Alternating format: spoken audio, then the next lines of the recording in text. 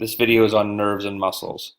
In this video, we will cover the central nervous system, the sympathetic and parasympathetic nervous systems, the parts of the eye, the role of the sodium-potassium pump, and the four major neurotransmitters that regulate mood.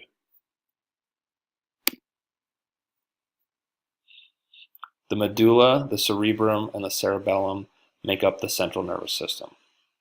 The central nervous system is the brain and the spinal cord. The cerebellum regulates muscle coordination and balance. The cerebellum receives information from the sensory systems, the spinal cord, and other parts of the brain, and then regulates motor movements. The cerebellum coordinates voluntary movements such as posture, balance, coordination, and speech, resulting in smooth and balanced muscular activity. The cerebrum controls speech, thought, memory, learning, and language. The cerebrum is the largest part of the brain. Depending upon the position of the animal, it lies either in front or on top of the brainstem. In humans, the cerebrum is the largest and best developed of the 5 major divisions of the brain. The cerebrum is made up of the 2 cerebral hemispheres and their cortices, and the underlying regions of white matter. Its subcortical structures include the hippocampus, basal ganglia, and olfactory bulb. The cerebrum consists of 2 cerebral hemispheres, separated from each other by a deep fissure called the longitudinal fissure. The medulla controls autonomic and homeostatic functions such as breathing and blood pressure. It is a cone-shaped neuronal mass responsible for autonomic functions ranging from vomiting to sneezing. The medulla contains the cardiac and respiratory centers and therefore deals with the autonomic functions of breathing, heart rate, and blood pressure.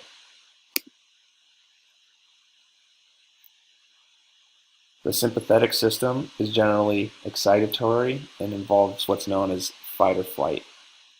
For example, the sympathetic nervous system can accelerate heart rate, widen bronchial passages, constrict blood vessels, cause pupils to dilate, and cause perspiration or raise blood pressure.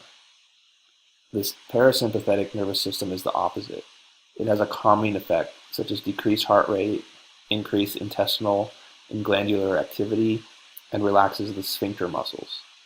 The sympathetic and parasympathetic nervous systems are each part of the autonomic nervous system, which controls involuntary muscles. The retina is located in the back of the eyeball and converts light to nerve impulses and are carried to the brain by the optic nerve. The purpose of the retina is to receive light that the lens has focused, convert the light into neural signals, and send these signals on to the brain for visual recognition. The cornea is a protective cover that protects the eye and lets light pass through. The cornea is the transparent front part of the eye that covers the iris, pupil, and anterior chamber.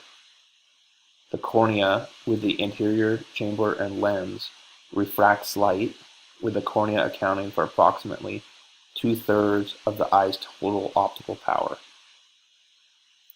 The iris is the colored part of the eye that controls the size of the pupil and controls how much light enters. The iris is a thin circular structure in the eye, responsible for controlling the diameter and size of the pupil, and thus the amount of light reaching the retina. The pupil is a hole located in the center of the iris of the eye that allows light to strike the retina. It appears black because light rays entering the pupil are either absorbed by the tissues inside the eye directly or absorbed after diffuse reflections within the eye that mostly miss exiting the narrow pupil. Okay, and then we also have rods and cones.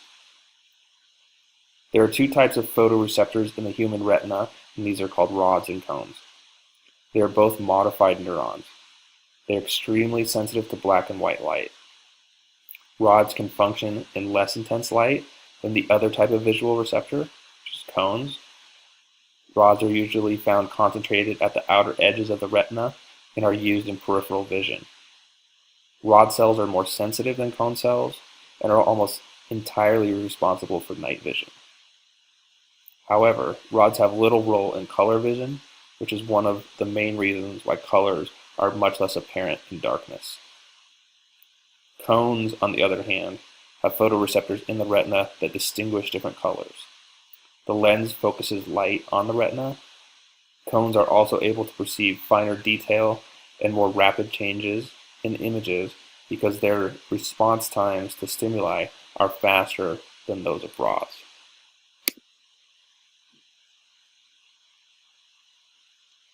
The sodium-potassium pump actively transports sodium out of and potassium into the cell.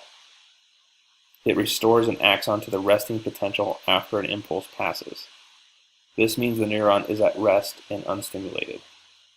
The ions are pumped in opposite directions.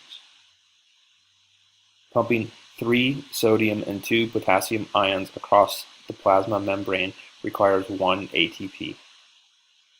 Our bodies use a lot of energy. ATP, which is adenosine triphosphate, is one of the major forms of energy in our cells. It is continually used and rebuilt throughout the day. Amazingly, if you add up the amount of ATP that is built each day, it would roughly equal the weight of your entire body. This ATP is spent in many ways, powering muscles, to make sure that enzymes perform the proper reactions, or to heat up your body. Roughly a third of the ATP made by our cells is spent to power the sodium-potassium pump. The sodium-potassium pump is found in our cellular membranes, where it is in charge of generating a gradient of ions. It continually pumps sodium ions out of the cell and potassium ions into the cell, powered by ATP. For each ATP that is broken down, it moves 3 sodium ions out and 2 potassium ions in. As the cell is depleted of sodium, this creates an electrical gradient and a concentration gradient, both of which are used for many tasks. The most spectacular use of this gradient is in the transmission of nerve signals. Our nerve axons deplete themselves of sodium ions, then use special voltage-gated sodium channels to allow the ions to rush back in during a nerve impulse. The sodium-potassium pump has the job of keeping the axon ready for the next signal. The gradient also helps control the osmotic pressure inside cells and powers a variety of other pumps that link the flow of sodium ions with the transport of other molecules, such as calcium ions or glucose. Okay, got one more. The neurotransmitters. The 4 major neurotransmitters that regulate mood are serotonin, dopamine, GABA, and norepinephrine. When operating properly, your nervous system has natural checks and balances in the form of inhibitory or calming and excitatory or stimulating neurotransmitters. Acetylcholine is a chemical messenger, a neurotransmitter released by nerve cells in many parts of the peripheral nervous system. It controls the contraction of all skeletal or voluntary muscles. It also affects the contraction of smooth and cardiac muscle. Serotonin is a chemical nerve cells produce. It sends signals between your nerve cells. Serotonin is found mostly in the digestive system, although it's also found in platelets and throughout the central nervous system. Serotonin in the brain is thought to regulate anxiety, happiness, and mood. Low levels of the chemical have been associated with depression, and increased serotonin levels brought on by medication are thought to decrease arousal. Dopamine is a neurotransmitter that helps control the brain's reward and pleasure centers.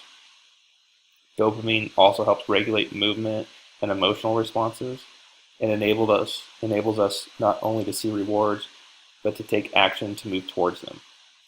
Dopamine deficiency results in Parkinson's disease, and people with low dopamine activity may be more prone to addiction.